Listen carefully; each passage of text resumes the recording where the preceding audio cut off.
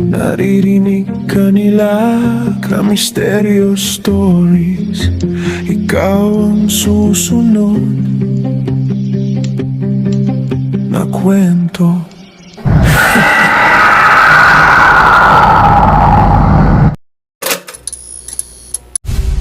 Magandang gabi po sa iyo, Kamisteryo. Ako nga po pala si Nelia. Tawagin niyo na lang po akong Nel. Gusto ko lamang po na magbahagi ng isang pangyayari sa buhay ko na hindi ko makakalimutan. 36 years old na po pala ako sa ngayon, Kamisteryo. Pero nangyari ang karanasan kong ito noong ako ay 23 years old pa lamang. Nangyari ito sa bahay ng lola ko sa probinsya.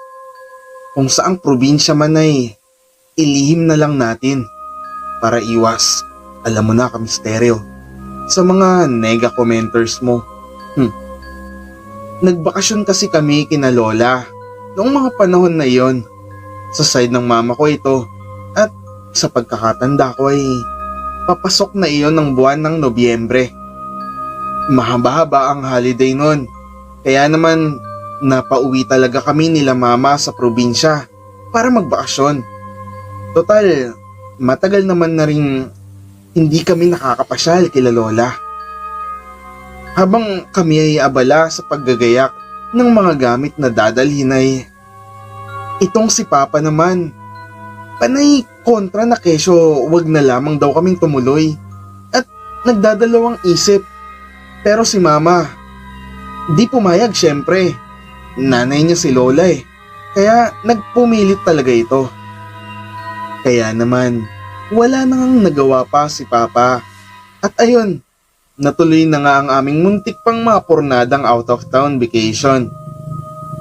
Habang nasa biyahe, sila Mama at Papa naman ay panay ang bulungan na parang may pinagtatalunan na sa sobrang hina ng pag-uusap nila. Talagang hindi ko maulinagan. Pagkatapos ng halos buong araw na biyahe, ay nakarating din kami sa wakas. Nakakangawit talaga sa puwet, pero ramdam mo ang hinihinga mong hangin na talagang sariwang-sariwa. Gabi na yon, Kamisteryo. Siguro mga nasa bandang 9:00 o higit pa.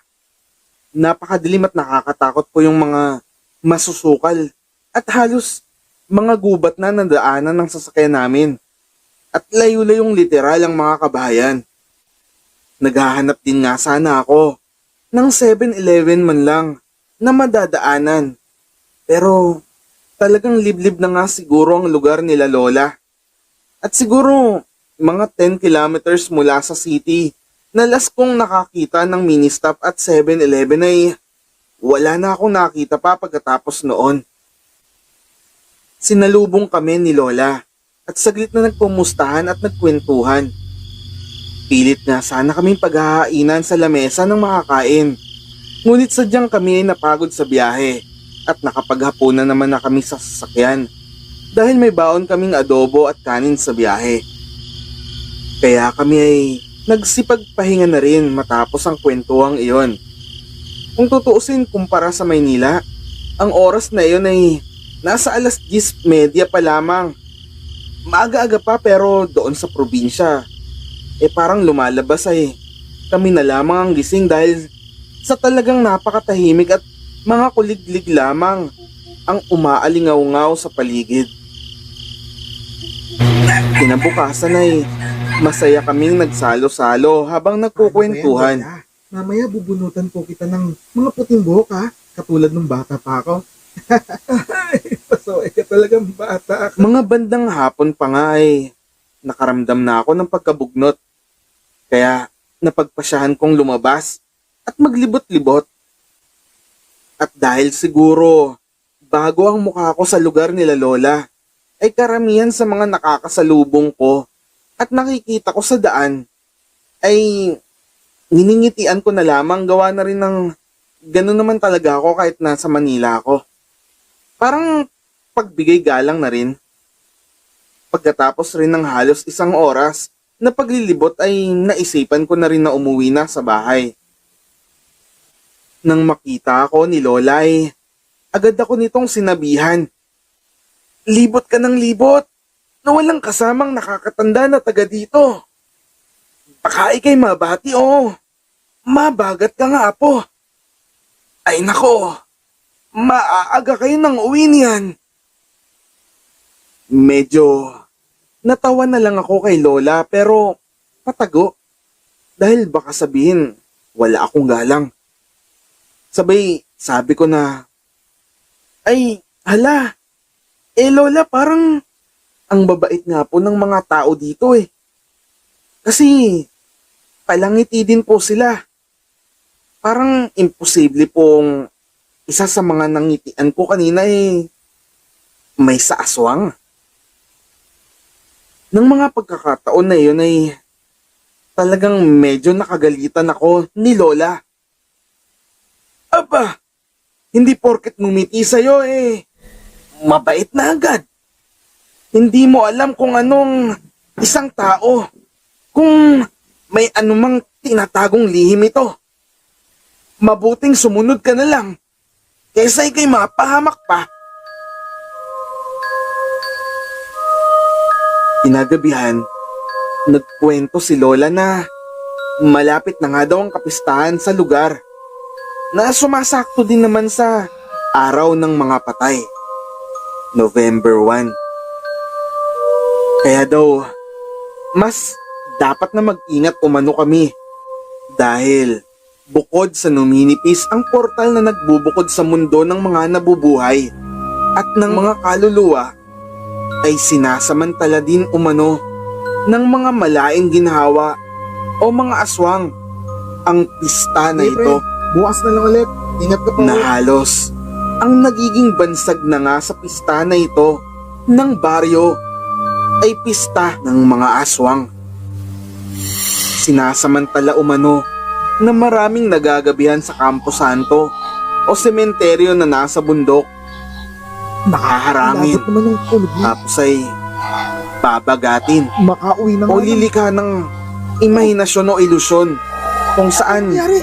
masisilo nila Dagat dito. ang kanilang bibiktimahin at masusukol.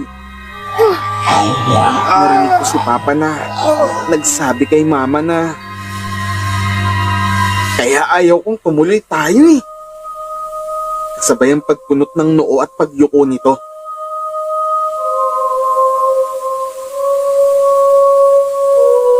Nang naghahanda na nga kami para matulog ay may nakita ako sa may ibaba ng puno sa labas na katapat ng bintana ng tinutulugan namin ni Lola. Isang mama o medyo may katandaan na lalaki na pasilip-silip at parang nakatingin sa bahay namin. Napansin din pala yun ni Lola. Kaya nakagalitan na naman ako. Ay na nga bang sinasabi ko eh. May umaaligid na sa bahay natin. Hala, samahan mo ako at tawagin mo na rin ang mama at papa mo para mapabilis tayo sa pagsasaboy ng asin at makapagsabit ng mga bawang o pangontra. Nag-umpisa na nga akong matakot ng mga oras na yon kamisteryo. Kasi bakit parang kasalanan ko pa kung bakit may umaaligid sa amin? Napaisip tuloy ako na masama bang umiti sa taong di mo kilala? Kahit bilang paggalang man lang?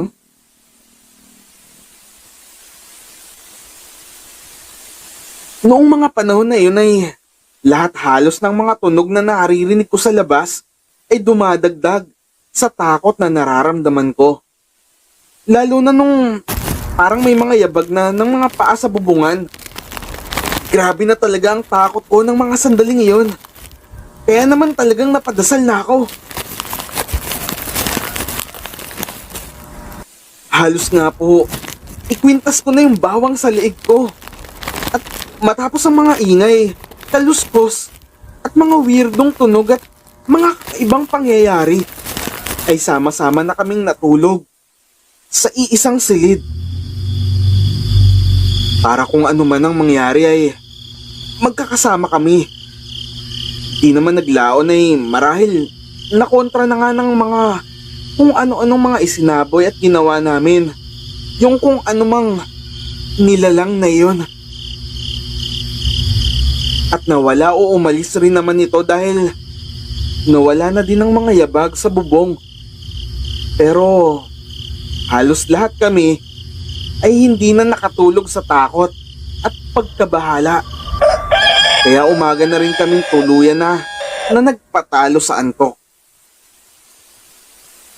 Dumaan ng maghapon na abala kami sa paglalagay ng mga pangontra laban sa nilalang. Si Papa ay naghasa ng mga itak at kami naman ay nagsasaboy ng mga asin at bawang sa loob at labas ng bahay. Binigyan nga din kami ni Lola ng tig-iisang buntot pagi para daw may panlaban kami kung ano man ang mangyari. At kinagabihan nga ay nagsipaghanda na kami para sa posibleng mangyari na naman. Kinilabutan talaga ako nung makita ko na naman yung mama o yung lalaki na nakita ko kagabi pa. At sa pagkakataon na yun ay nagpakita na talaga siya. At hindi na siya yung pasilip-silip lang. Sinarado kong kaagad yung bintana. Sobrang kaba ko na nun. Pakiramdam ko, katapusan ko na kahit may pangontra kami. Unti-unti ay lumalapit siya sa bahay.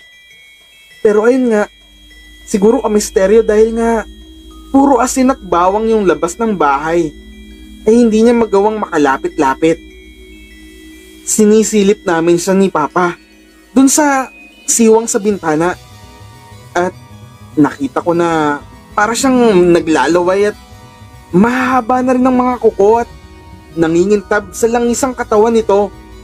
Kasi makikita mo sa liwanag ng ilaw na kumikintab ang balat niya. Naghahanap siya ng lugar na kung saan siya ay maaaring makadaan. Na yung lugar na walang pangontra. Pero mukhang bigo siya. At pati nga buong bubungan ay sinabuyan na rin namin ng asin at bawang. Huwag na kayong masyado pang matakot. At dahil sa mga pangontra na ipinalibot natin at ibinudbud natin sa bahay, aalis din yan. Di na nga nagkamali si Lola. At makalipas ang halos 2.5 oras, ay tuluyan na ngang umalis ang nilalang. Mga 5 araw ay umuwi na din kami pa Maynila. Di dahil sa aswang na yon, kundi dahil may mga pasok na kami nila Papa sa work. Kaya need na rin namin talagang makauwi. At after naman kasi nung last na pagdalaw nung aswang, sa bahay nung gabi ay hindi na ito bumalik. Naisip niya siguro na wala din naman siyang mahihita sa amin. Dahil handa kami sa pagbalik niya at talagang pinaliguan namin ng pangontra ang buong bahay, labas man o loob. Mula noon ka misteryo, ay di ko na nalimutan pa ang pangyayari na iyon. At mas humanga ako kay Lola dahil napakatapang niya. Kahit mag-isa lamang siya doon sa bahay at wala na ang lolo. Pero ngayon, san man po naroroon si Lola, ay sana po ay masaya na po kayo ni Lolo Esteban dyan na magkasama. In loving memory of Lola Jacinta. Maraming salamat po Kamisteryo sa pagbasa at pag-animate ng kwento kong ito na nagpapakita at nagpapatotoo sa katapangan ni Lola. And thank you for watching.